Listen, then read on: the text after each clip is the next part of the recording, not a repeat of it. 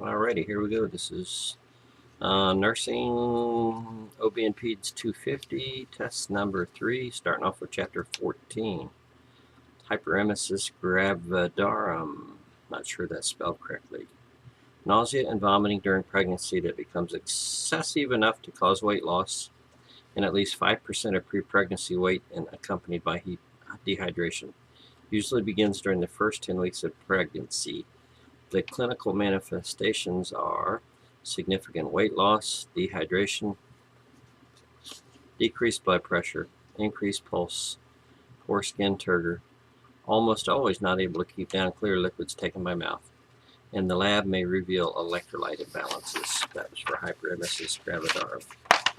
Disseminated intravascular coagulation, DIC. It's a pathological form of clotting that is diffuse and consumes large amounts of clotting factors, causing widespread external or internal bleeding or both. Results in a clinical picture of hemorrhage, anemia, and ischemia. Is always a secondary diagnosis. This occurs in abruptio. Signs and symptoms are unusual placentae, retained dead fetus, and amniotic fluid embolus. Bleeding, spontaneous bleeding from the mother's gums or nose. Petechiae may appear around the blood pressure cuff placed on her arm. Excessive bleeding at intramuscular or subcu sites for post-injection. Pardon me for a second. Turn that down a little bit. Okay. Tachycardia and diaphoresis. Lab, decreased hematocrit, hemoglobin, platelets, fibrinogen, proacelerin, anti-hemophilic factor, and prothrombin. Hematuria and renal failure. That's for DIC, disseminated intravascular coagulation. Von Willebrand's disease, that's a type of hemophilia and the most common of all hereditary bleeding disorders. It's a factor VIII deficiency and platelet dysfunction. Signs and symptoms of von Willebrand's disease: familial bleeding tendency, previous bleeding episodes, prolonged bleeding time, bleeding from the mucous membranes. The treatment for von Willebrand's disease is desmopressin. Hemorrhage may occur on the 4th or 5th day after birth. Mom should stay in the hospital for several days after birth to monitor her. So that von Willebrand's disease, a type of hemophilia, that's a factor VIII deficiency and platelet dysfunction. Preeclampsia. Preeclampsia occurs 20 weeks after gestation and is determined by gestational hypertension plus proteinuria. So it's after 20 weeks, hypertension and proteinuria. Thrombocytopenia is present, elevated liver enzymes as well. That liver enzyme is important because of the hypertension. What else? Severe preeclampsia is the presence of a systolic blood pressure greater than 160 and a diastolic of at least 110. Severe preeclampsia, proteinuria of 5 grams or more per 24-hour specimen. For preeclampsia, they're going to have oliguria, altered level of consciousness, confusion, or headache. Visual disturbance, scotomata or blurred vision, pain in the upper right or the right upper quadrant, impaired liver function or elevated liver enzymes, pulmonary edema, anemia, fetal growth restriction, weight gain. Magnesium sulfate, given to control seizures, that's the key, given to control seizures, and administered piggyback IV. Symptoms of toxicity for magnesium sulfate: decreased deep tendon reflexes, nausea, flushing, depressed respirations, muscle weakness, slurred speech, and decreased LOC, level of consciousness. The antidote for magnesium sulfate is calcium gluconate. Remember, mag sulfate is given to control seizures. Since mag sulfate is a tocolytic, its use can increase the duration of labor. Placental abruption, premature separation of the placenta, painful with or without bleeding. Port wine stained amniotic fluid, that's for placental abruption. Port wine for placental abruption. Hemorrhage, hypovolemic shock, hypofibrinogenemia, and thrombocytopenia. Placenta previa, that's the placenta is implanted in the lower uterine segment near or over the internal os. Painless uterine bleeding should be suspected when bleeding occurs after 20 weeks. It's going to be bright red discharge. The uterus exam reveals a soft, relaxed, non-tender with normal tone. Soft, relaxed, non-tender with normal tone. Assess vital signs frequently. HELP syndrome, HELLP, stands for hemolysis, elevated liver, and low platelets. Hemolysis, elevated liver, and low platelets. Most commonly seen in older Caucasian multiparous women, should say. Pain in the right upper quadrant or gastric pain. It's often misdiagnosed.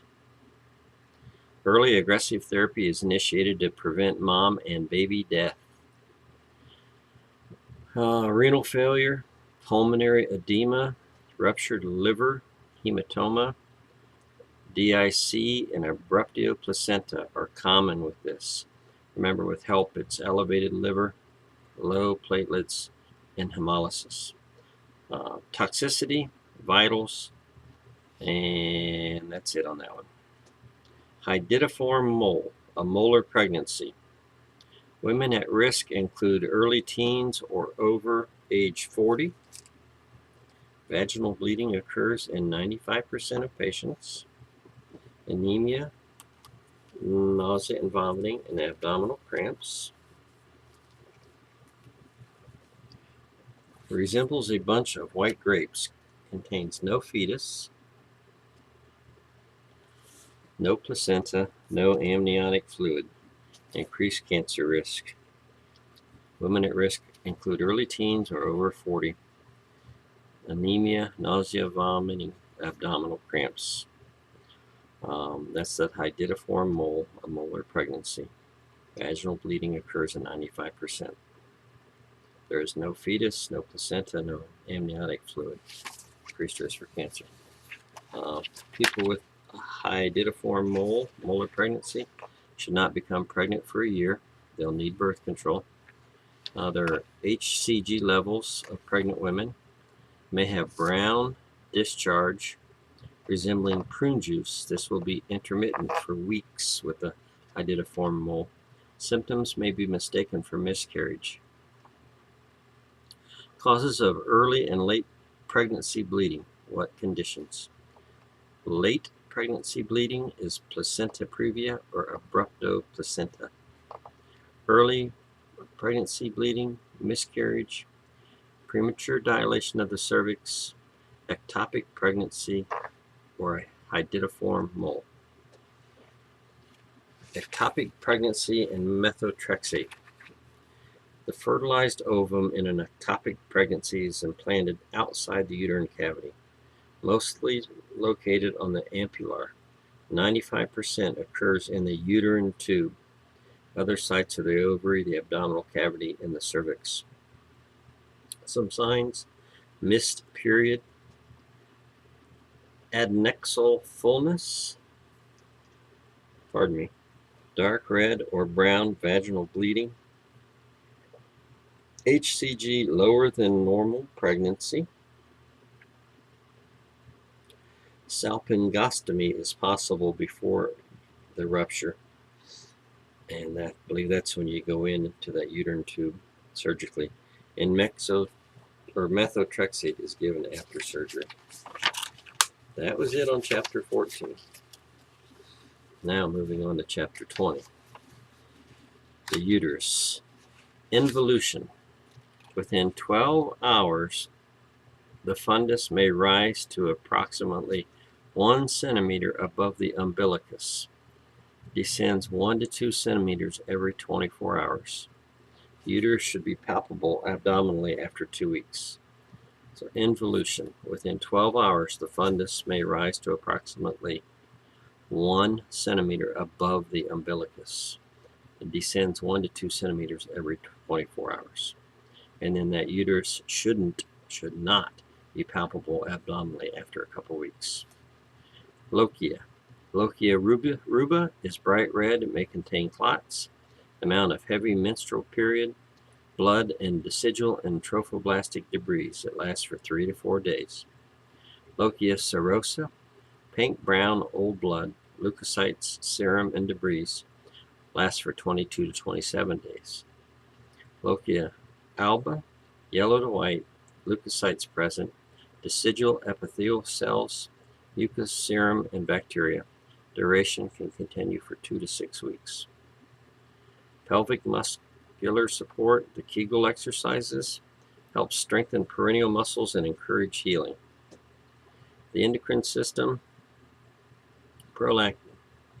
Women who breastfeed, prolactin levels remain elevated and increase with each breastfeeding. In non-breastfeeding lactating women, prolactin levels decline after birth and reach pre-pregnant range in 3 to 4 weeks. From postpartum lactating and non-lactating women differ in timing of their first ovulation and menstruation. 70% of non-lactating mothers menstruate within the first 12 weeks. In breastfeeding, women return of ovulation depends on breastfeeding behaviors. They may ovulate if they're breastfeeding before their first menstrual cycle. The urinary system can be a distended bladder postpartum. They're at risk for hemorrhage. Excessive bleeding can occur because of displacement of the uterus if the bladder is full. Postpartum diarrhea. Yeah, my brain is tired. Diuresis. Wow. Within 12 hours, women begin to diurese. Profuse diaphoresis often occurs at night for the first 2 to 3 days. Vital signs after birth. Normal and abnormal. Temperature-wise, after birth, this is for mom. The first 24 hours, she could be up to 38 degrees centigrade. After 24 hours, it should go back to 37, which is normal. That's all normal. The first 24 hours, it can be 38 degrees, and that's normal. After 24 hours, if it's still 38 degrees, intermittently on and off for a couple of days, that's abnormal. The pulse, it's going to increase the first hour. If it's increasing or getting more rapid continuously, that's abnormal. Respirations, 6 to 8 weeks after or postpartum, mom should be back to normal. Abnormal would be hypoventilation. That could be due from a spinal if she had too high of a spinal. Blood pressure should be normal, but orthopnea is possible for the first 48 hours. When they stand up, they could get orthopnea. Increasing or decreasing blood pressure is not normal. Postpartum hemorrhage, uterine atony, hypotonia of uterus. Uterus is overstretched and contracts after birth. It's mushy and bulgy. That's uterine atony. When the uterus is overstretched and contracts after birth, mushy and bulgy. Primary nursing care is to massage. 500 milliliters after vaginal and 1,000 milliliters after C-section.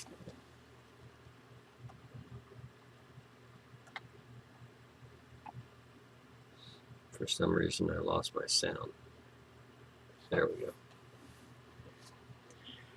Postpartum infection. Lots to go through. Any clinical infection of genital canal that occurs within 28 hours after miscarriage. So any clinical infection of the genital canal that occurs within 28 days after miscarriage, induced abortion, or birth. Presence of fever 38 degrees centigrade or more 2 successive days of the first 10 postpartum days. That doesn't count the first 24 hours.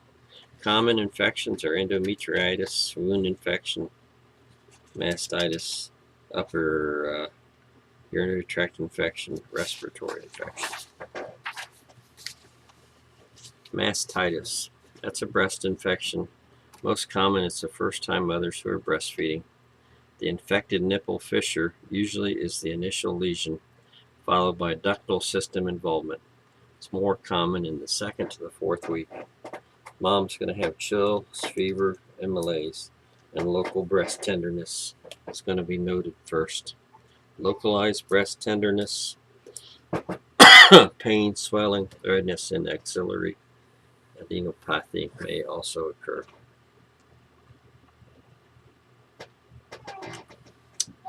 Antibiotic treatments, and empty the breast every 2 to 4 hours. A cystocele, protrusion of the bladder downward into the vagina